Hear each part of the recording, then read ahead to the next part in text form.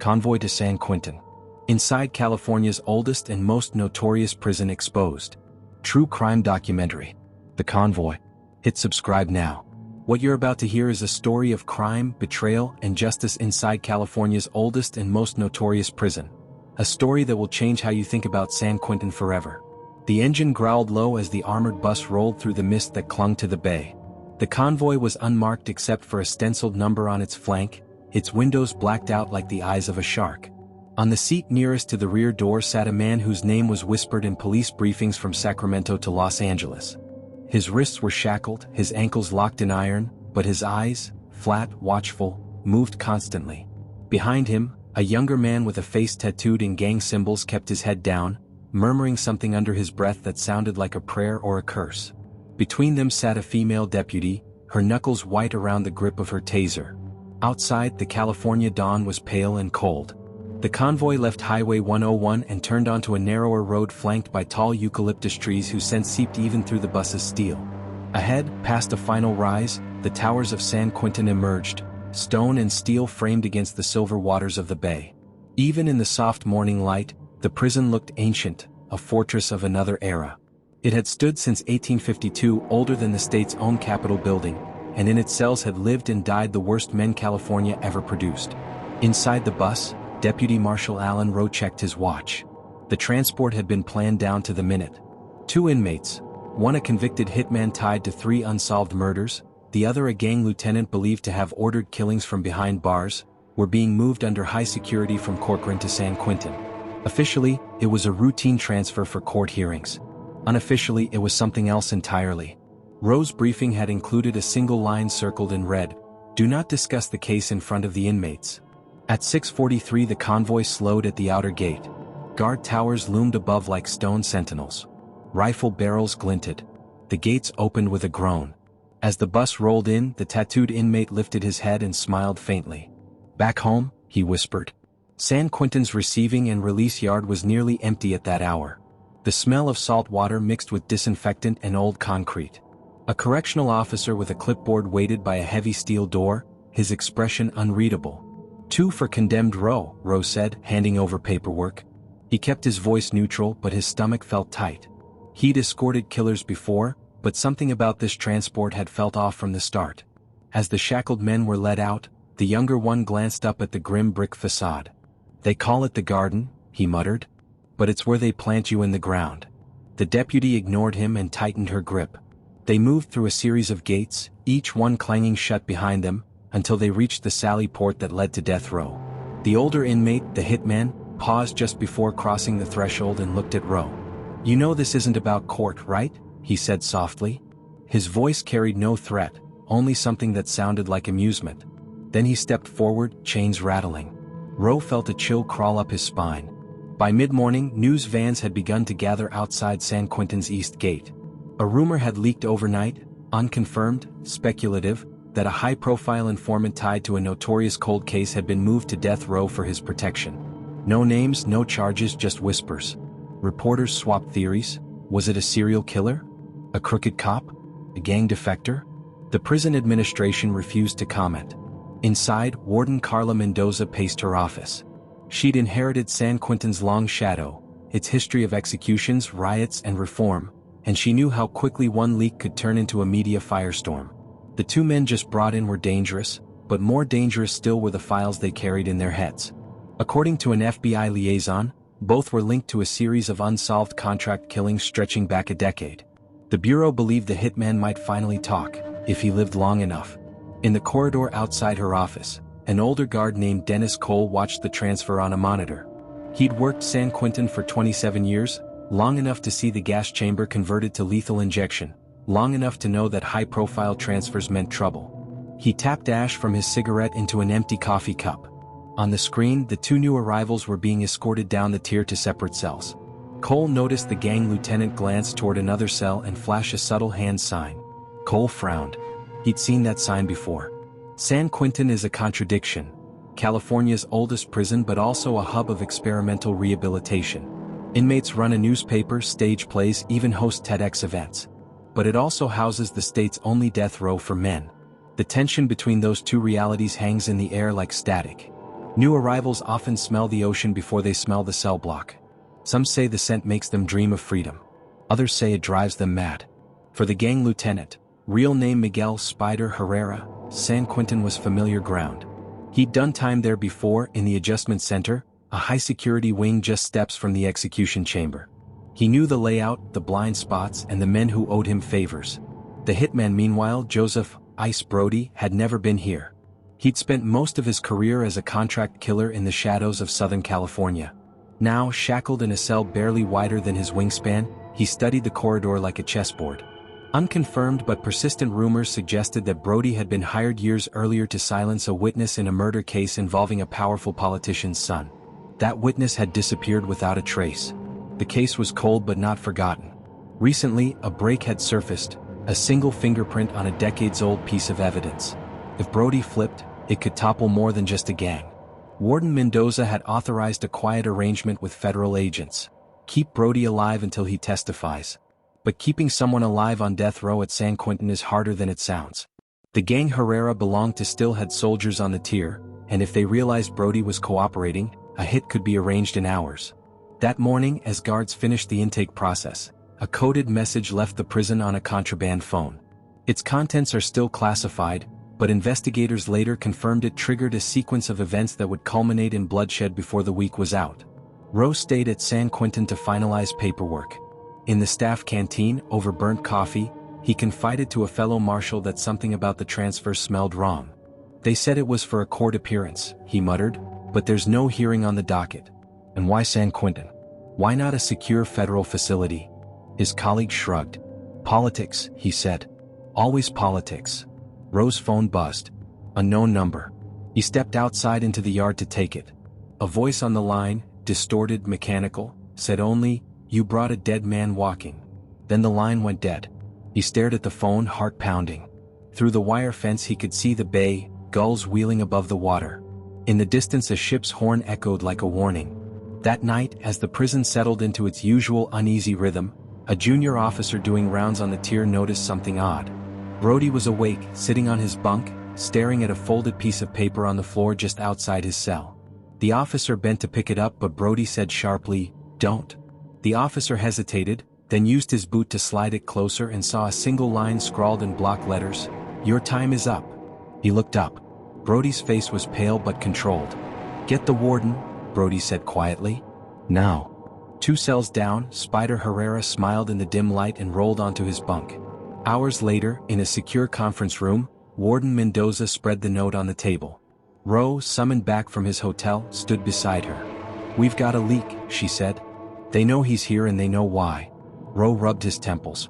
"How soon can we move him again?" "Not without authorization," Mendoza said. "And the paperwork will take days." She glanced at the clock. "We may not have days." Outside the window, the first light of dawn touched the old stone walls. Inside, a plan began to form, a plan that, if it failed, would end in murder before breakfast. This was San Quentin in the 21st century, a place of history, hope, and death. A place where a man could write poetry in the morning and be stabbed before lunch. A place where secrets lived longer than inmates. And now, a place where a federal witness sat on death row with a target on his back. What no one yet realized was that the target wasn't just on Brody. It was on everyone who had helped bring him there. As the clock ticked toward dawn, a door clanged shut somewhere deep in the prison, and a figure stepped out of the shadows carrying something wrapped in a towel. The next shift would find only blood on the floor and a trail that led nowhere. And that was how the first day of the transfer ended, inside California's oldest and most notorious prison, with a secret no one wanted exposed. The investigation. The siren cut through the gray dawn like a blade. By the time the tier lights flickered on, 2 guards were already down the corridor shouting for doors. In cell 3D, Joseph "Ice" Brody sat rigid on his bunk, his wrists cuffed in front of him, his face unreadable. On the floor outside his bars a smear of blood ran in a thin line toward the drain. No body, no weapon, just the sign of a struggle and the echo of footsteps no one had seen. Warden Carla Mendoza was there within minutes. She crouched beside the blood smear, eyes scanning the tier. "Lockdown," she said. "No one moves until we know what happened." Her voice was calm, but inside her chest her heart thudded. She'd been told to keep Brody alive. Now there was a sign someone had been in or near his cell despite triple security. Brody met her gaze. "That's not mine," he said softly. She believed him. Outside, reporters were already gathering again. The rumor mill had turned overnight into a bonfire. Whispers of a federal witness on death row, of an assassination plot, of a secret deal. Unmarked sedans idled near the gate, their occupants watching the press. The bay was pale blue, but the air felt like static before a storm. Deputy Marshal Alan Rowe arrived at the same time as the FBI liaison, Special Agent Diane Pierce. She was tall, crisp-suited, and carried a leather folio packed with sealed files. Without waiting for pleasantries, she said, "We need a secure room." Inside the administration wing, they spread photographs across a table. Mugshots of gang lieutenants, coded letters seized from mail, bank transfers that led nowhere. "This is bigger than one witness," Pierce said. "We think Herrera Spider is running a network inside multiple prisons. Brody's the only one who can map it." Rowe rubbed his jaw. "If he survives." Pierce's eyes were cold. "He has to. The body count tied to this operation is already in double digits. If he dies, the cases die with him." Meanwhile, on the tier, Correctional Officer Dennis Cole replayed the security footage again and again. The cameras showed nothing but routine. Herrera on his bunk, Brody pacing, guards walking past at intervals. Yet the blood on the floor was real. Cole slowed the feed to a crawl and leaned close. At frame 1742 he saw it, a flash of a hand through the bars of cell 3E, something dropped, something snatched back. He rewound. Freeze-framed. A thin sliver of metal glinted in the light. He called it in immediately. Minutes later, a tactical team searched cell 3E. They found nothing but a homemade radio hidden in a paperback book. No weapon. No note. No explanation for the blood. Cole stared at the empty cell. He'd seen too many cover-ups to believe in coincidences. Brody was moved to an interview room under heavy guard. Rowe and Pierce sat across from him. His shackles clinked as he leaned forward. "You're late," he said. Pierce didn't blink. "Someone tried to reach you last night." "You know who?" Brody's mouth twitched. "I can guess." "Spider?" "Spider's just a lieutenant. There's someone above him. Someone who doesn't like me talking." Rowe spread a photograph on the table. A man in a tailored suit stepping out of a limousine. "This man?" Brody's eyes flickered, then went blank. "Never seen him." Pierce leaned in. "We can't protect you if you don't help us." Brody laughed once, bitterly. "You can't protect me anyway." In the visitors' hall that afternoon, Herrera's attorney arrived. A slick young man with a designer briefcase. The visit was supposed to be monitored, but a phone call from Sacramento had granted them privacy. Cameras off, mics off. 10 minutes later, Herrera emerged smiling faintly. "We're moving ahead," he murmured to a nearby inmate as guards led him back to his cell. That same evening, a package arrived at the staff entrance addressed to Warden Mendoza. Inside was a single chess piece, the king, painted black, its base stained with what looked like dried blood. No note. No fingerprints. Just the piece. Mendoza locked it in her desk and stared out the window at the yard. For a moment she thought she saw a figure standing near the fence, watching the administration building. When she blinked, it was gone. San Quentin at night is a world of echoes and whispers. Doors slam, chains clatter, water drips down stone walls. In cell 3B, a prisoner named Samuel Cortez, a lifer with nothing to lose, sat scribbling in a journal for the San Quentin News. He'd been on the tier when the blood appeared. His account would later become key evidence, but at that moment it was just words in pencil, something moving in the shadows. Guards not seeing. Spider smiling. Across the corridor, Herrera lay on his bunk, eyes closed, lips moving in a silent chant. Under his mattress a contraband phone buzzed. He reached for it, read the text and smiled. 2 words, tomorrow night. Rowe and Pierce convened with Mendoza in a cramped office. The warden's hair was pulled back, her face lined with fatigue. "We have 1 shot," she said. "Move Brody to the adjustment center under false paperwork. No one can know." Pierce nodded. "We'll set up a sting. If someone's trying to kill him, we let them make their move where we can catch them." Rowe hesitated. "And if they succeed?" Pierce's voice was flat. "Then we lose everything." The plan went into motion before dawn. Brody was escorted under heavy guard to a windowless cell near the execution chamber. Cameras installed, tactical team in an adjacent room. They waited. Hours passed. Nothing. Then at 3:17 the power flickered. For 2 seconds the lights went out. When they came back on, Brody was still alive, but the guard outside his door was slumped against the wall, unconscious, a thin red line on his neck. On the monitor, a shadow moved just beyond the camera's edge.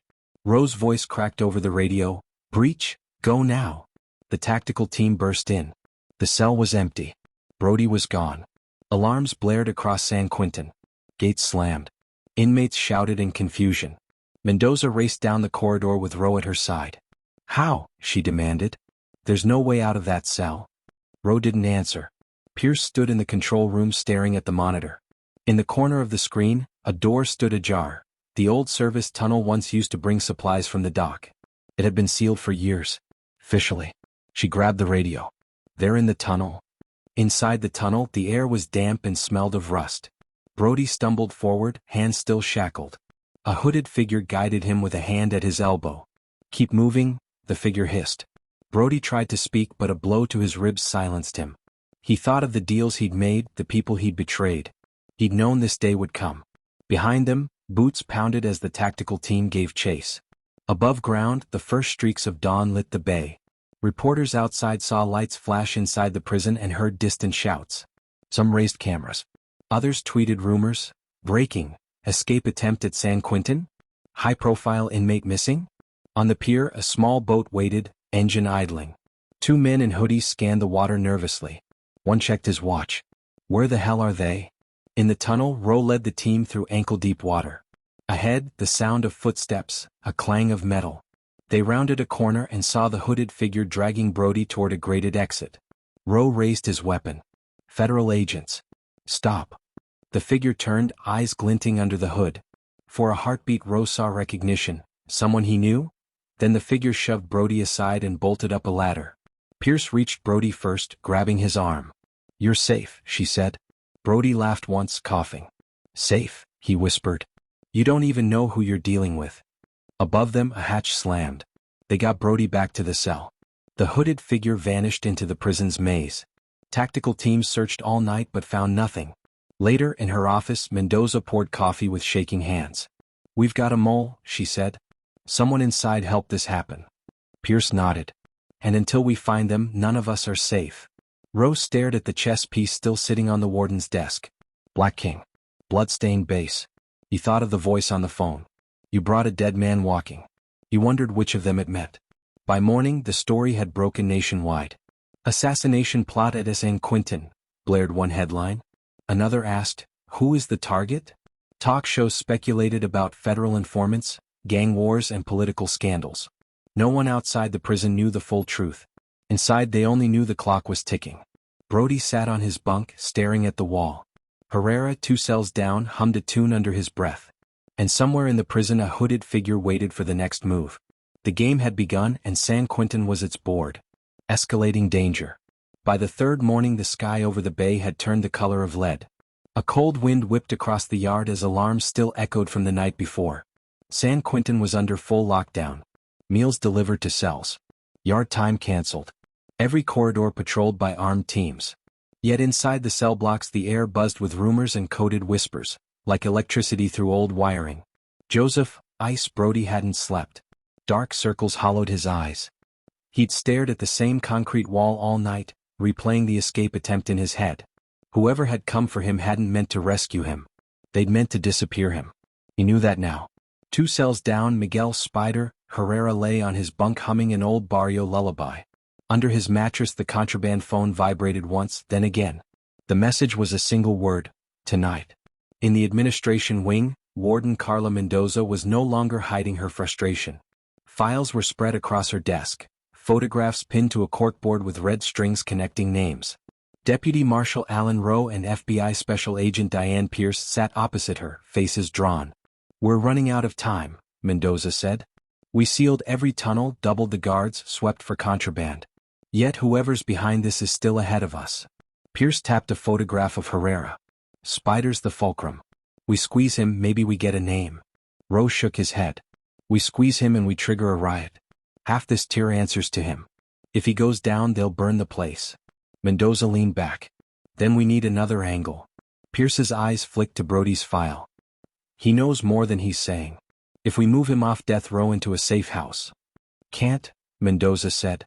"Paperwork, politics. Someone in Sacramento keeps blocking the transfer." Rowe rubbed his temples. "Which means our leak isn't just inside the prison. It's higher. At noon, a guard doing cell checks found a scrap of paper under Brody's food tray. It wasn't a threat. It was a map. A rough sketch of the adjustment center, arrows pointing to a blank square labeled laundry. No signature. Just a single initial at the bottom, C. Brody claimed he hadn't seen it. It wasn't there when they dropped my lunch, he said quietly. Somebody wants me to run. Pierce studied the paper. Laundry, she murmured. That's where we're moving him for legal prep tomorrow. Roe looked at Mendoza. They're planning something. We can use it. Meanwhile, in a dim back office near the staff entrance, Correctional Officer Dennis Cole pored over old maintenance blueprints. He'd been haunted by the image of the hooded figure slipping into the tunnel. Something about the movement had felt familiar, a limp, a particular build. He traced the lines of the prison's oldest sections with his finger. A forgotten laundry chute connected the adjustment center to the dock tunnels, bricked up decades ago. But if someone had reopened it? He stood suddenly, knocking his chair over. I know how they're going to do it, he muttered. That evening, as fog rolled in off the bay, a secret meeting took place in a locked classroom used for the prison's journalism program. 3 inmates sat around a table covered in papers. One of them was Samuel Cortez, the lifer who wrote for the San Quentin News. Another was a young man known only as Cruz. The third was a new arrival who refused to give his name. We get the story out, Cortez whispered. Names, dates, all of it. If Brody testifies, the whole network collapses. If they kill him, at least the public knows. The new arrival shook his head. You don't understand. This isn't just a gang. It's money, contracts, judges. If you print this, you're dead. Cortez stared at him. We're already dead in here. At 2:15 the following morning, Mendoza, Roe, and Pierce gathered in a secure monitoring room. Brody was being moved to the laundry under the pretense of an attorney meeting. Tactical teams were hidden in service corridors. Cole stood by a secondary monitor, earpiece in. Everyone ready? Pierce asked. Roe nodded. If they're coming, it's now. On the screen, 2 guards escorted Brody down a narrow hallway. Shadows clung to the edges of the frame. In the corner of the laundry room, a metal grate lay half unscrewed. Pierce's pulse quickened. They're here. In the laundry room, Brody's chains rattled as the guards positioned him near a table. One step back toward the door. The other shifted slightly, hand going to his belt. Brody saw the movement out of the corner of his eye. You're not my usual, he said. The guard smiled thinly. Orders changed. Before Brody could react, the guard lunged. A thin wire flashed in his hands. Brody twisted, knocking the table over. The wire grazed his throat. He kicked backward, sending the chair skidding into the other guard. A gun clattered to the floor. In the monitoring room, Pierce shouted, Go, go, go! The tactical team burst in. 2 shots rang out. The fake guard dropped, blood blooming on his shirt. The second guard raised his hands, eyes wide. I didn't know, he screamed. Brody crouched against the wall, gasping. Cole's voice cracked over the radio. Check his badge. Check it now. They did. It was real. A real badge, real ID, but the officer wasn't on shift. His uniform had been stolen hours earlier. The mole had provided access. Back in the control room, Mendoza slammed her fist against the console. They're inside our staff. They're using our own uniforms. Pierce knelt in front of Brody. Who's behind this? Tell me now. Brody's face was pale. You think Spider runs this? Spider's a foot soldier. The man you want, he's not in here. He's out there. Sacramento, maybe further. Roe's phone buzzed. Unknown number again. He answered, voice tight. Who is this? A whisper, 3 moves from mate. Then silence. He looked at the black king chess piece still on the desk and felt the skin on his neck crawl. That night, San Quentin trembled on the edge of violence. Inmates pounded on doors, shouting coded messages. Guards doubled shifts, tension in their faces. Spider Herrera sat on his bunk smiling, a small radio playing softly. Tonight, he murmured. Tonight they'll see. At 23:59 the power cut out again. Emergency lights glowed red. In the flickering light of the tier, Spider stood and raised his hands. Other inmates began to chant, low and rhythmic. In the control room alarms screamed. Roe grabbed a radio. All units to death row. Now. They reached the tier just as the first smoke bombs went off, homemade devices hidden in toilets, now belching acrid clouds. Visibility dropped to nothing. Shouts, clanging metal, pounding boots. Somewhere in the chaos a door clicked open. Pierce stumbled through the haze toward Brody's cell. It was empty. Chains on the floor. Blood on the wall. Through the smoke she glimpsed Spider Herrera walking calmly toward the far gate, a keycard in his hand. Rose shouted, "Stop him!" But a mass of inmates surged between them, chanting louder. The sound was like a ritual, like thunder rolling through the cell block. Upstairs, Dennis Cole watched the riot unfold on split-screen monitors. He saw Spider slip through the gate, saw a hooded figure waiting on the other side. He snatched the radio. "They're heading for the dock tunnel." Mendoza's voice barked back, "Seal it. Seal everything." But it was too late. Down in the tunnel, footsteps splashed through water. Spider and the hooded figure half-dragged, half-guided someone between them. A man with a hood over his head, wrists bound. Brody? Or someone else? Above them the prison shook with chaos. And at the very end of the tunnel, under the dock, a boat engine turned over once, then again. Back on the tier, Pierce pulled her mask up and fought her way through the smoke. "Where's Brody?" she shouted. No one answered. She reached the cell and found a piece of paper taped to the bars. 3 words scrawled in block letters. "Your king falls." She stared at it, heart hammering. San Quentin had seen riots before, but this was different. This was precise. Coordinated. Someone had planned every move. While guards struggled to regain control above ground, something far more dangerous was happening below. And as the hooded figure guided their captive toward the waiting boat, the bay outside lay calm and silver under the moon, hiding its secrets as it always had. The confrontation. The bay was black glass when the boat's engine finally caught. A single running light winked on and off, casting a pale cone across the water. In the bottom of the boat, bound and hooded, a man groaned. Miguel Spider Herrera crouched beside him, glancing back toward the dock. The hooded figure at the tiller kept their face turned away, hands steady on the throttle. "Drive," Spider hissed. "Before they see us." Inside the tunnel, boots splashed through knee-deep water. Special Agent Diane Pierce led the team, flashlight beam cutting arcs across the slick walls. Behind her, Deputy Marshal Alan Rowe gripped his sidearm, every nerve taut. Over the radio warden Carla Mendoza's voice cracked with static. "They're on the water." Coast Guard alerted. 2 minutes out. "Too long," Rowe muttered.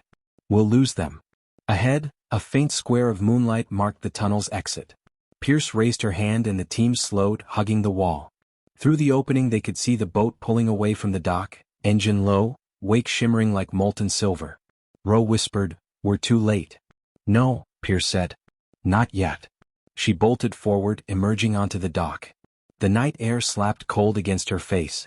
She raised her pistol, sighted on the boat's engine and squeezed the trigger. The shot cracked across the bay. The engine sputtered but kept running. On the boat Spider ducked, cursing. The hooded figure spun the tiller hard, veering toward open water. In the scuffle the hood on their captive slipped loose for an instant, exposing his face to the moonlight. Rowe froze on the dock. "That's not Brody." Back inside San Quentin, Joseph Ice Brody sat alone in a secure cell under the chapel, wrists still shackled, a cut on his cheek. 2 tactical officers stood guard outside. He had been hidden there by Warden Mendoza minutes before the lockdown, a desperate gamble to keep him alive. He heard the distant echo of gunfire and smiled bitterly. "They took the bait," he murmured. One of the guards glanced at him. "What bait?" Brody looked up, eyes like shards of ice. "Spider thought he had me. He's got someone else." On the boat the captive fought against his bonds, shouting through the gag. Spider ripped it away. "Shut up," he snapped. The man gasped for air. It was Samuel Cortez, the lifer journalist from San Quentin News. Sweat streaked his face. "You've got the wrong man," he croaked. Spider sneered. "No. We've got exactly who we need. Insurance." The hooded figure at the tiller finally spoke, voice low. "Coast Guard's coming. We've got 60 seconds. Spider glanced back toward the prison, lights flashing red against the night sky. "Then we finish it." He pulled a knife from his boot. On the dock, Pierce lowered her pistol. "It's Cortez," she said. "He's their hostage." Rowe swore. "They'll kill him to send a message." From behind them came the growl of an engine. Mendoza skidded her SUV onto the pier, door hanging open. "Get in," she barked. "Fast." Rowe and Pierce jumped inside. Mendoza floored it, racing down the narrow strip of asphalt that paralleled the shore. Ahead, the boat cut a dark path across the water. Rowe grabbed the radio. "Coast Guard, this is Deputy Marshal Rowe. Suspects heading northeast from San Quentin dock. Hostage aboard. Need intercept." Static. Then a voice, Intercept ED 3 minutes. Hold position. 3 minutes is too long, Mendoza muttered. She slammed the brakes, skidding to a stop at the end of the pier. A small Zodiac inflatable used by maintenance crews was tied to a cleat, rocking in the waves. Without a word, Pierce jumped out, drew a knife from her belt and cut the rope. Rose stared. "You're insane." "Maybe," Pierce said. "Get in." The inflatable roared across the bay, its small outboard whining. Spray soaked their faces. Ahead the larger boat loomed, Spider and the hooded figure silhouetted against the city lights. Spider raised his knife, pressing it to Cortez's throat. Pierce stood, bracing against the bouncing deck. "Miguel Herrera," she shouted. "Let him go." Spider laughed. "You think this ends with me in a cage? This ends with all of you buried." The hooded figure muttered, "They're too close." Spider's eyes gleamed. "Then we go out big." He yanked Cortez upright and shoved him toward the edge. Pierce leapt from the inflatable onto the larger boat, landing hard. The deck lurched under her weight. She swung her pistol toward Spider, but he grabbed Cortez, spinning him as a shield. "Drop it," he hissed. Roe clambered up behind her, weapon drawn. "It's over, Spider. Drop the knife." Spider's smile was cold. "Over? You don't even know who pulls your strings." He shoved Cortez forward and lunged. A shot cracked. Spider staggered, knife clattering to the deck. For an instant his expression was one of disbelief, then he toppled into the water, vanishing beneath the dark surface. The hooded figure dropped the tiller and bolted toward the bow. Pierce lunged, grabbing the edge of the hood. It tore away, revealing a face she recognized. A senior corrections officer from San Quentin, one who'd worked there for decades, Dennis Cole. Rose's eyes widened. "It was you." Cole's face was pale. "You don't understand. They own everything, politics, judges. Brody's testimony will get us all killed." Pierce stepped forward. "Put your hands up." Cole's eyes flicked to the cold water. "You can't stop it," he whispered. Then he jumped. Roe lunged but caught only air. Cole hit the water and disappeared into the dark. A second later bubbles broke the surface, then nothing. Coast Guard vessels arrived minutes later, lights sweeping across the bay. Divers searched but found no trace of Spider or Cole. Only the boat, rocking gently, and Cortez shivering under a blanket. Back at San Quentin, Brody sat in his cell listening to the distant sirens fade. He knew Spider was gone. Maybe dead, maybe not. Cole too. But the network behind them still lived. Warden Mendoza came to the cell. "It's over," she said. Brody met her eyes. "No. It's just begun." Weeks later, headlines blared across the country. San Quentin escape plot foiled. Federal witness survives assassination attempt.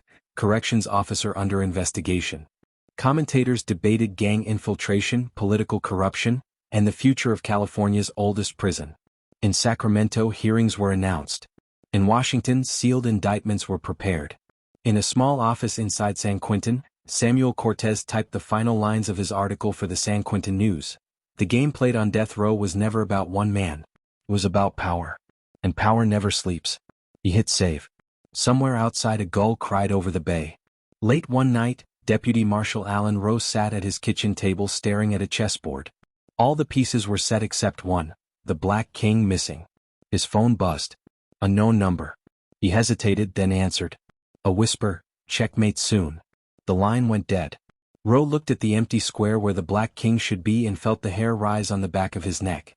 San Quentin still stands on the edge of the bay, its stone walls holding more secrets than any court will ever hear. Some of those secrets have now been exposed. Others remain buried behind locked doors and silent tongues. For Joseph Ice Brody, for Miguel Spider Herrera, for Dennis Cole, and for everyone caught in their orbit, the story isn't over, it's only paused. And for those watching, wondering how deep the corruption runs, how many more kings must fall before the game ends, there's only one way to find out. If you thought this story was intense, you're not ready for the next one. Hit subscribe so you don't miss what comes next.